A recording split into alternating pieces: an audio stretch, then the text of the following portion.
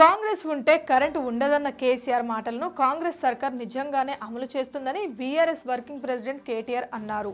మార్పు కావాలి అన్నవారు ఇప్పుడు నెత్తినోరు కొట్టుకుంటున్నారని అన్నారు. రంగారెడ్డి జిల్లా చేవెళ్ల నియోజకవర్గంలోని కేసీఆర్ గార్డెన్లో నియోజకవర్గ విస్తృత స్థాయి సమావేశంలో BRS working president Kalvakuntla Taraka Ramarao ముఖ్య అతిథిగా పాల్గొన్నారు. ఈ సందర్భంగా మాట్లాడుతూ సీఎం రేవంత్ రెడ్డిపై ఘాటు కామెంట్స్ చేశారు. ఆయన 3 ఫీట్లు కూడా లేడు, మనల్ని 100 మీటర్ల లోతున బొంద పెడతాడంట. ఈ ప్రకల్పాలు పిచ్చి మాటలు రేవంత్ రెడ్డి కంటే ముందు అయిన గురువు గారు మాట్లాడారు. అందరి చెవుల్లో ఊది ఢిల్లీ నుంచి మేనేజ్ చేసి తెచ్చుకున్న పదవి తప్ప ఏనాటికి నువ్వు కేసీఆర్ కాలి గోటి కింద కూడా సరిపోవు అని అన్నారు. ఎవరు అధైర్యపడవద్దు, కారు సర్వీసింగ్ కు పోయింది, మళ్ళీ 100 స్పీడ్తో దూసుకొస్తుంది. బలమైన ప్రతిపక్షంగా ఉన్నాం, ప్రజల తరపున ప్రశ్నిస్తాం, పోరాడతాం. గత 10 ఏళ్లలో మన మధ్య సమన్యాయం లోపించింది వాస్తవం. ఇప్పుడు అలా జరగకుండా చూస్తాం. 119 సీట్లలో 39 సీట్లు బలమైన ప్రతిపక్షంగా ఉన్నాం.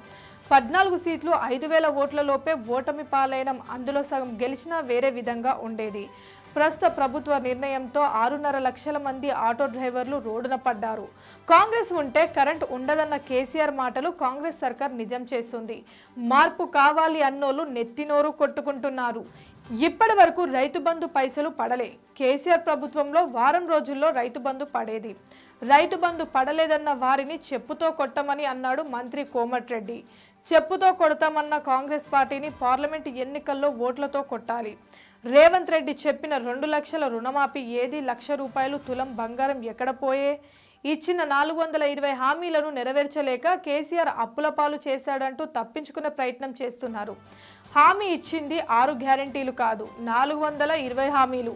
ఇచ్చిన హామీలు అమలు చేయకుంటే కాంగ్రెస్ పార్టీని బట్టలిప్పి చేవెళ్ల చౌరస్తాలో నిలబెడతాం. లంకె బిందెలున్నాయని వస్తే ఖాళీ బిందెలున్నాయని అంటూ సీఎం రేవంత్ రెడ్డి మాటలు విడ్డూరంగా అంటున్నారు. కనీసం మంత్రిగా పనిచేయనోడు ముఖ్యమంత్రిని చేస్తే ఇట్లే ఉంటుంది. ప్రజాక్షేత్రంలో కాంగ్రెస్ పార్టీని చీల్చి చెండాడుదాం.